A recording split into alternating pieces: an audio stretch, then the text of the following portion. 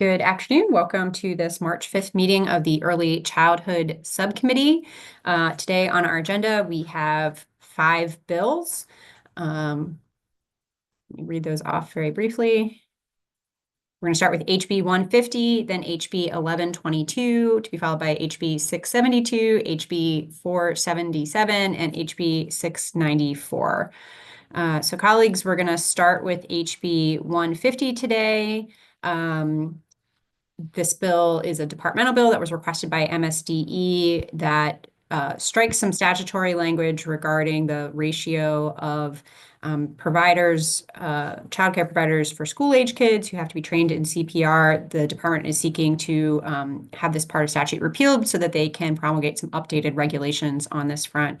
Alistair, anything else we should put out there on this bill? Nope, that's everything. All right. There are no amendments for this bill. Move the bill. Is there a second? Second. Okay, moved by Delegate Mercury North, seconded by Delegate Roberson. Any questions or discussion on HB 150? Okay, seeing none, all those in favor, please say aye or raise your hand. Aye. Okay, well, that was unanimous, so I won't call for opposition. So HB 150 has a favorable report.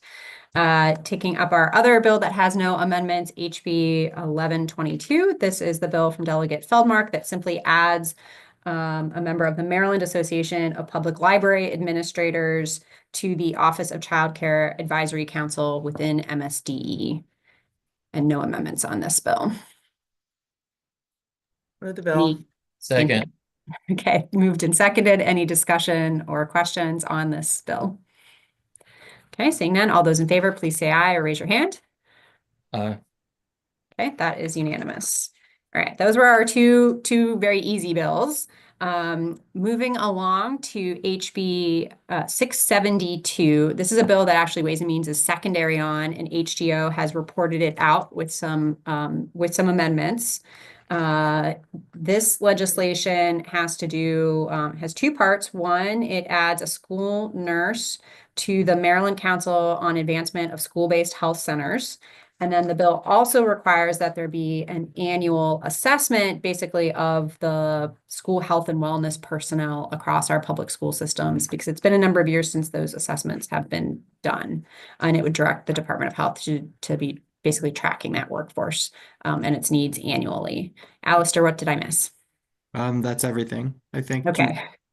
And as I did mention, HGO did have some amendments on this bill, and I can't remember procedurally, Alistair, do we vote on their amendments or do we just take up the bill as amended by HGO? I think you should probably vote on their amendments and then the bill's amended. Okay. Move the amendment. Second. Okay, thank you. And I'll just clarify that the amendments were fairly minor. It was saying that the report would be published online, and there was something else that was fairly small. Yeah, they in addition to consulting with local health departments and school systems, they also consult with associations of school health wellness professionals. Thank you. Okay, and I think I heard a favorable motion in a second already. Yes, okay. Yes. And Delegate Ebersol, we are on HB 672 at the moment. All right, so all those in favor of the amendments that were already adopted in HGO, please say aye or raise your hand. Aye. Okay, that is unanimous. On the bill as amended. Move the bill is amended. Second. Okay, any questions or discussion on the bill as amended? All right, all those in favor, please say aye or raise your hand. Thank you. That is also unanimous. Right.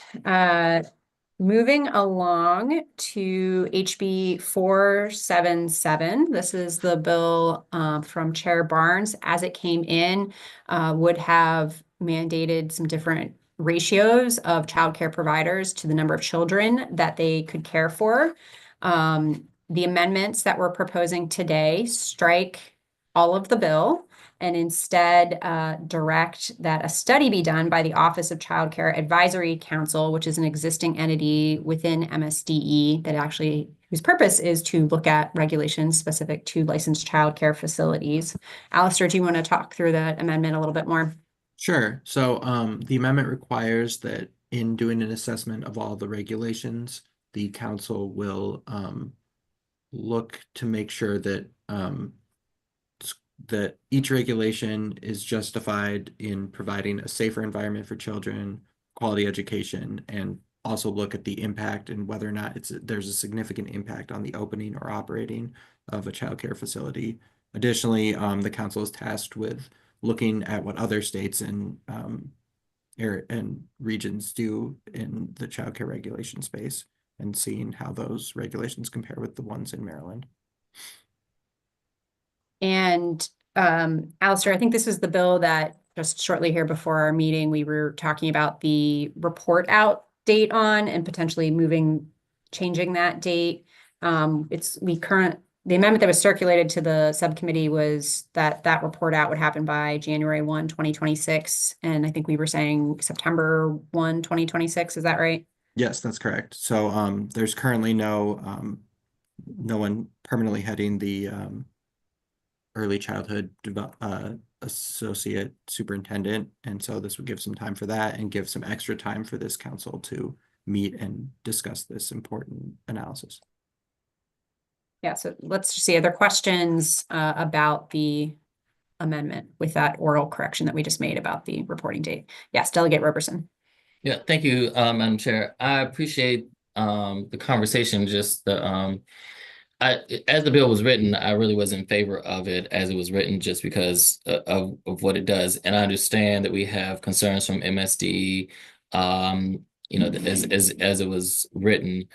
I spoke to the co-sponsor, and she was under the impression that it was for January 1, 2026 for the report versus September 2026, so she could address in the upcoming session. And so I don't know whether we have the capability to move this down to the end of the calendar so I could just get in contact with her as far as where she stands as well, briefly, but also want to raise, or if we hold or whatnot, I know we're going to be meeting more often. And so that's just my concerns around it. And just want to raise that. I'll follow, the will of the body, but just raising those I'd be concerns. fine with holding this. We have one more bill that we were going to take up, so we could go to that one Thank you. next. Yeah.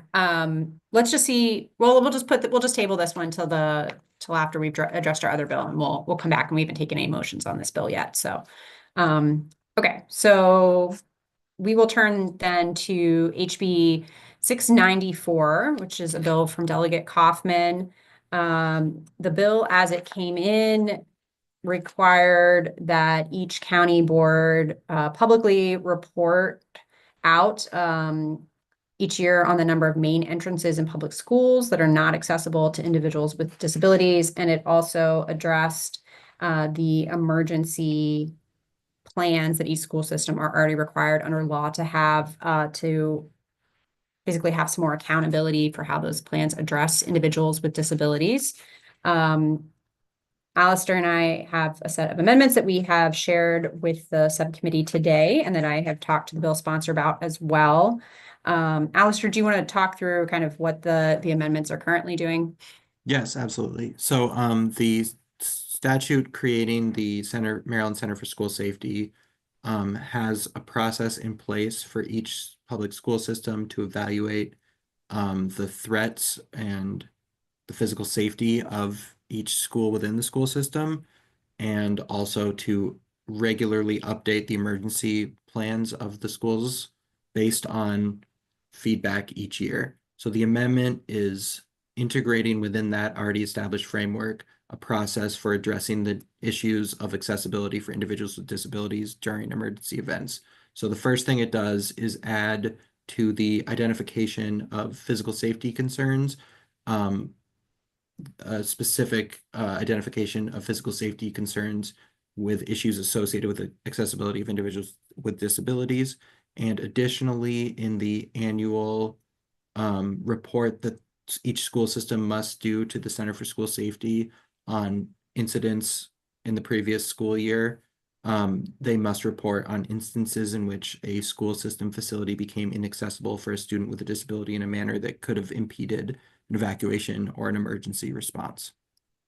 And that then will be, through the way the statute is written, all the things that are reported on become adopted as part of the ongoing emergency plan. So to the extent that there are such things, such incidents that impede evacuation or emergency response, they will then become part of the evacuation, the emergency plan going forward. Questions on the amendments? I'll move the amendment. Second. Thank you. And I'll just still check again. Any questions or discussion on the amendments? Okay, all those in favor of the amendments on HB 694, please say aye or raise your hand. Okay, that is unanimous. Is there a motion on the bill as amended? So move. Thank you. Second. Thank you. Any further discussion? All right, all those in favor of HB 694, please say aye or raise your hand.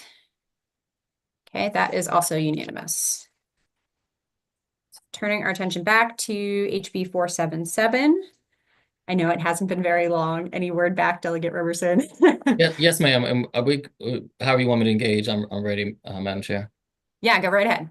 So just for clarity and just sharing, this is a conversation that's been happening from what I understand from the co-sponsor for years with MSDE. And they're still pushing for a continued study on this issue. And so the sponsor would like for the date to remain, just so you all are aware, would like it to, or co-sponsor would like to remain as it was written in the amendment for January 1, 2026. She does, just so we're clear, does plan to bring this bill back since she won't have the report, plans to bring the bill back since she won't have a report. And so just wanted to raise those concerns. For us, I'm in favor of the amendment as it is written. And I know we were saying we wanted more time because was it the superintendents we were stating to weigh in? And so I just feel as though that's, we can get it done, especially as it's written. And so that's where I am on the amendment and happy to engage in conversation. Thank you, Madam Chair. Yeah. Thank you, Delegate, for checking in with Delegate McCaskill, and she has been really an invaluable voice on so many childcare issues on this bill and others, and we appreciate her insights. I think our concern is that currently, given that there's some key vacancies within MSDE, as well as changes to the membership of the council the advisory council that we're tasking with doing this report, the thought was to give them a little bit more time. But I mean, one possibility could be we could ask them to give us an interim report, say by January. I think probably since we are tasking them with looking at more than what this bill originally was, since it's not just on the ratios, that is part of the task, but not the full task of it, making sure they have enough time to actually to do a thorough job. I don't know if you have thoughts, and I realize you're kind of acting as a proxy here, like maybe we still just ask for the interim report by this coming January and then a final report out later that year. I see Delegate Ebersol, I think, wants to be recognized. Go ahead. Yeah, Madam Chair, that's excellent insight, because if you rush a report, you frequently get one that's less than adequate. You don't get everything you want, because we can ask for things, but they can say, well, this is the best we can do. So the idea of an interim and then asking for the fuller report later, I think I would support that. Madam Chair, if I may. Please. No, and I appreciate that. Thank you for finding some conciliatory. I'm new to the committee, so new to the understanding of this. So I definitely am in favor of that interim report as well. Thank you for raising that, and thank you, Delegate Ebersol, as well. Yeah, thank you. Okay, Alistair, at this point, are we okay just to adopt that as kind of an oral amendment to say that January 1, 2026 would be the date for the interim report, and still September 1, 2026, the date for the final report? Yes, I don't think that will be a major problem. Okay. More discussion on the amendments that now reflect those additional dates. Otherwise, I would entertain a motion. Motion to move the amendments as Okay. proposed. And I'll second. Let him. do it. Okay, thank you. Any more discussion? All right, all those in favor of the amended amendments, please say aye or raise your hand. Okay, that is unanimous. And on the bill as amended, Move as amended. Second. any discussion? All right, all those in favor, please say aye or raise your hand. Great, that one also comes out unanimously. Thank you all. I think all these bills will be on our full committee voting list this afternoon. Thank you. Pretty soon. Thank you, Madam Chair. We are adjourned.